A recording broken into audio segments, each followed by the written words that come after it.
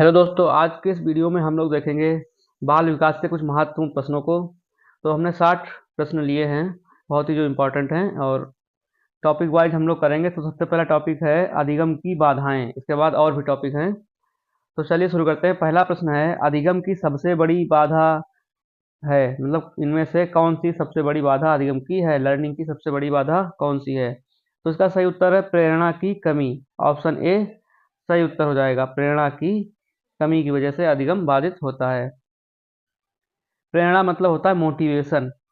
ठीक है, अगला प्रश्न है, छात्र का आत्मविश्वास कम होना किसका उदाहरण है? तो इसका राइट आंसर हो जाएगा आंतरिक बाधा का। यह किसका उदाहरण है? आंतरिक बाधा का। ठीक है, अब अगला प्रश्न है, पारिवारिक कलह अधिगम की कौन सी बाधा है? तो इसका राइट आंसर हो जाएगा भावनात्मक बाधा है। ऑप्शन ए सही उत्तर हो जाएगा। अब अगला प्रश्न है, अधिगम की शारीरिक बाधा है। शारीरिक बाधा कौन सी है? तो इसका राइट आंसर हो जाएगा ऑप्शन ए दृष्टि दोष। या दृष्टि दोष क्या है? शारीरिक बाधा है। बाकी ये सभी शारीरिक बाधाएं नहीं हैं।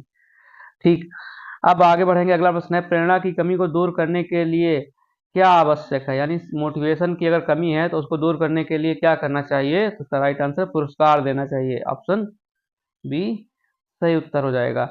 अब अगला प्रश्न है, विद्यालय में अनुशासनहीनता का कारण हो सकता है। उसका राइट आंसर हो जाएगा ऑप्शन बी दमनकारी नीति। ऑप्शन बी सही उत्तर हो जाएगा।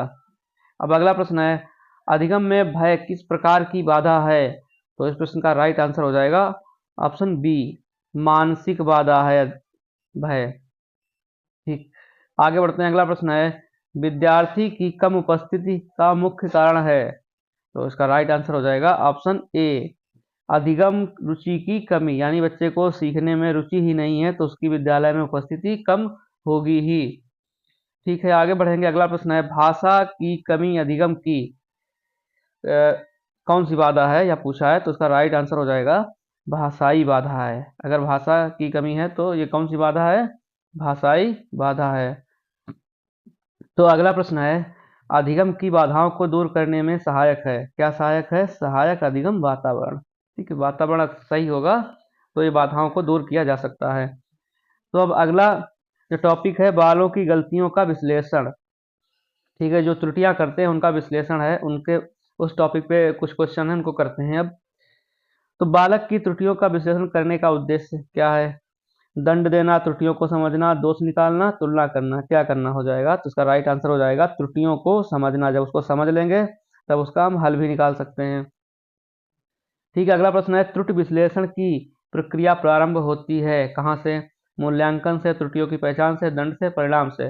तो इसका राइट आंसर हो जाएगा त्रुटियों की पहचान से। ऑप्शन बी सही उत्तर हो जाएगा। अब अगला प्रश्न देखते हैं, त्रुटि का अर्थ है। तो इसका राइट आंसर हो जाएगा अनजाने में हुई भूल। क्या हो जाएगा? अनजाने में हुई भूल। ऑप्शन बी सही हो जाएगा। अगला प्रश्न है, त्रुटि विश्लेषण में सबसे महत्वपूर्ण चरण है। कौन सा चरण सबसे महत्वपूर्ण है? तो इसका राइट आंसर है खोज। कारण की खोज निकालना, यानी त्रुटि क्यों की है, उसका कारण क्या है, उसको खोजना।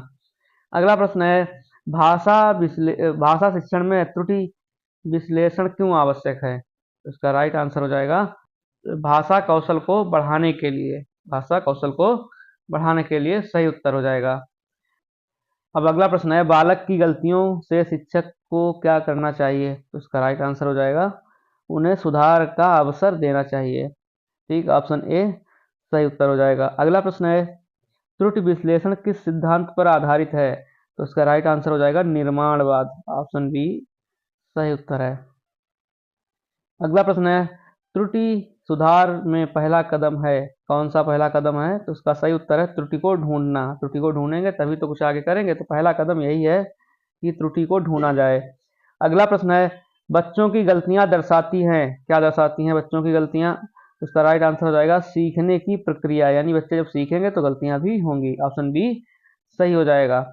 अब अगला प्रश्न है, त्रुटि विश्लेषण का मुख्य लाभ है। इसका लाभ क्या है? इसका राइट आंसर हो जाएगा अधिगम को प्रभावी बनाना। ऑप्शन ए सही हो जाएगा। अब अगला टॉपिक है, बालों के लिए अनुकूल अधिगम वातावरण। तो इसमें पहला प्रश्न है, अधिगम वातावरण का अर्थ है। क्या अर्थ है? तो इसका राइट आंसर है भौतिक और मानसिक परिस्थितियां। ठीक। तो अब ये तीनों, ये कोई भी नहीं होंगे, तो ये होगा भौतिक मानसिक परिस्थितियां। तो अगला प्रश्न है, अनुकूल अधिगम वातावरण का उद्देश्य है, क्या उद्देश्य है? तो उसका राइट आंसर है भय को दूर करना। अब अगला प्रश्न देखते हैं, सहयोगात्मक वातावरण किस अधिगम सिद्धांत से जुड़ा है? तो इस प्रश्न का राइट आंसर हो जाएगा निर्माणवाद से, ऑप्शन ए सही हो जाएगा।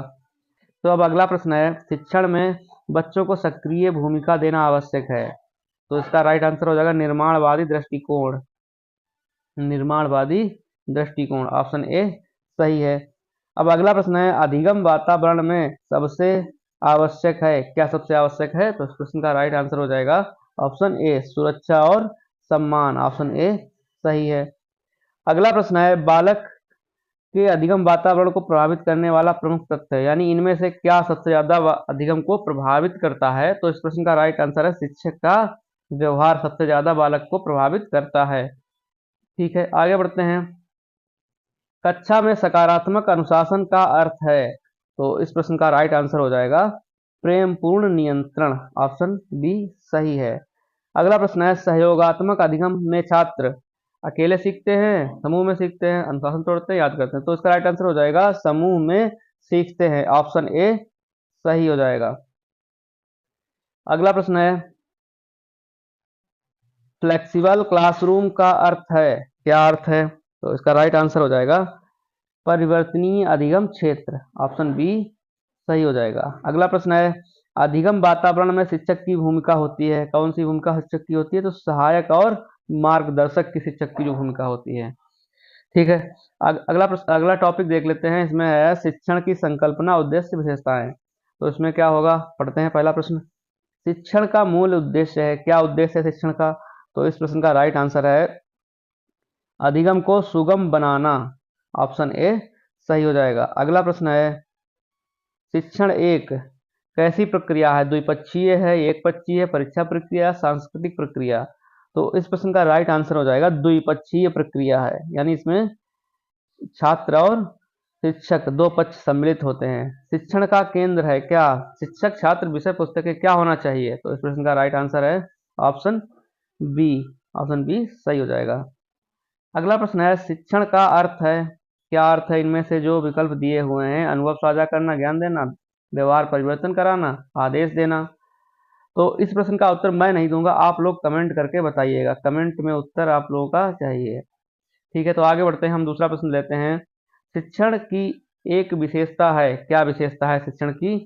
तो इसका राइट आंसर हो जाएगा उद्देश्यपूर्ण, शिक्षण उद्देश्यपूर्ण होता है। ठीक, आगे बढ़ते हैं, प्रभावी शिक्षण का परिणाम है, क्या परिणाम है? तो इसका राइट आंसर हो जाएगा स्थायी अधिगम, ऑप्शन ए सही हो जाएगा। अगला प्रश्न है, शिक्षण में शिक्षक की भूमिका होती है, कैसी होती है? तो इसका राइट आंसर है मार्गदर्शक की, ऑप्शन ए करेक्ट हो जाएगा। अगला प्रश्न है, अच्छा शिक्षक कौन है? तो इसका राइट आंसर हो जाएगा ऑप्शन बी जो बच्चों को प्रेरित करे, ऑप्शन बी सही उत्तर है। अब अगला प्रश्न है, शिक्षण प्रक्रिया में प्रतिक्रिया फीडबैक का कार्य है, फीडबैक का क्या कार्य है? तो इसका राइट आंसर हो जाएगा ऑप्शन ए सुधार करना, यानी कोई हमको फीडबैक किसी से लेते हैं तो उसका उद्देश्य यही होता है कि जो भी प्रक्रिया है उसमें सुधार किया जाए। अब आगे बढ़ते हैं, शिक्षण का मुख्य तत्व है, क्या मुख्य तत्व है? तो इसका राइट आंसर हो जाएगा संचार, ऑप्शन ए करेक्ट हो जाएगा।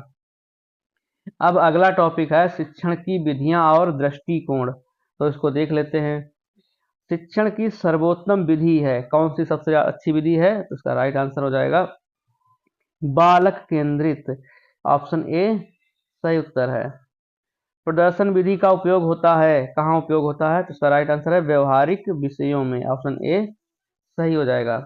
अभी इन सभी विधियों को हम लोग विस्तार से पढ़ेंगे, वो भी क्लास चल रही है, एक क्लास अभी पढ़ी है निर्माणवाद की, वो आज आ जाएगी, आज यानी 19 तारीख को। ठीक है, तो आगे बढ़ते हैं, समस्या समाधान विधि किस सिद्धांत पर आधारित है? तो इसका राइट आंसर हो जाएगा option A gestalt, option A सही हो जाएगा। खोज विधि किसने दी? तो इसका राइट आंसर हो जाएगा ऑप्शन ए ब्रूनर ने, खोज विधि किसने दी? ब्रूनर ने दी थी। तो आगे बढ़ते हैं, व्यवहार संशोधन तकनीक से जुड़ा नाम है, तो उसका जो राइट आंसर हो जाएगा option A Skinner, option A सही उत्तर हो जाएगा। ठीक है, आगे बढ़ते हैं। सहकारी अधिगम कोऑपरेटिव लर्निंग में बल दिया जाता है, किस पर बल दिया जाता है? राइट आंसर है समूह कार्य पर बल दिया जाता है। ऑप्शन ए सही उत्तर है।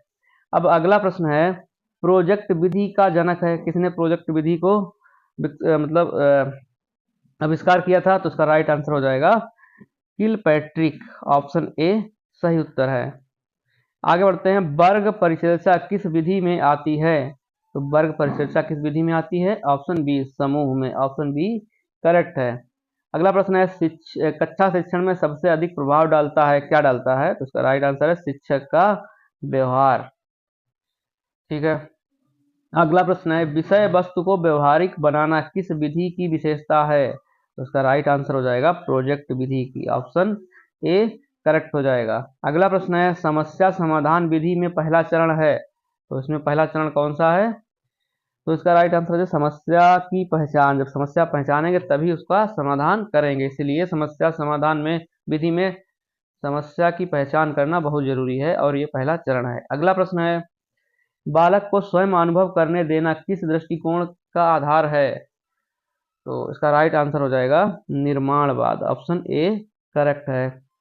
अब अगला प्रश्न है, व्यवहारवादी शिक्षण दृष्टिकोण में बल दिया जाता है, किस पर बल दिया जाता है? प्रतिक्रिया और प्रबलन पर। ऑप्शन ए सही उत्तर है। ठीक, आगे बढ़ते हैं। अगला प्रश्न है, अंतर्दृष्टि अधिगम से जुड़ा नाम है, किसका नाम जुड़ा है? तो इसका राइट आंसर हो जाएगा कोहलर। ऑप्शन ए सही हो जाएगा। आगे बढ़ते हैं और अगला प्रश्न है, निर्माणवादी दृष्टिकोण में शिक्षक की भूमिका है सहयोगी और मार्गदर्शक की। ऑप्शन ए सही उत्तर है। शिक्षण विधि का चयन करते समय ध्यान देना चाहिए, किस चीज का ध्यान देना चाहिए? तो इसका राइट आंसर हो जाएगा ऑप्शन ए विषय, विद्यार्थी और परिस्थिति पर। ठीक, आगे बढ़ते हैं। अब अगला प्रश्न है, व्याख्यान विधि की कमी है, क्या इसकी कमी है? इसका राइट आंसर हो जाएगा विद्यार्थियों की निष्क्रियता। ऑप्शन ए सही उत्तर हो जाएगा। अब अगला प्रश्न है, शिक्षण के आधुनिक दृष्टिकोण में बल दिया जाता है, किस पर बल दिया जाता है? तो इसका राइट आंसर हो जाएगा छात्र केंद्रीयता। ऑप्शन ए सही हो जाएगा। अगला प्रश्न है, शिक्षण एक कला और विज्ञान दोनों है, इसका अर्थ है, क्या इसका अर्थ है? तो इसका अर्थ है यह रचनात्मक और वैज्ञानिक प्रक्रिया है। ऑप्शन ए सही उत्तर हो जाएगा। अगला और अंतिम प्रश्न है, प्रभावी शिक्षण में आवश्यक है, क्या आवश्यक है? तो इसका राइट आंसर हो जाएगा शिक्षक विद्यार्थी सहभागिता। जब दोनों सहभागिता दोनों की होगी तभी शिक्षण अधिक प्रभावी होगा। ठीक है, तो साथियों यह कुछ महत्वपूर्ण प्रश्न थे, तो वीडियो को लाइक शेयर सब्सक्राइब जरूर कीजिएगा चैनल को। तो मिलते हैं अगले वीडियो में, तब तक के लिए नमस्कार।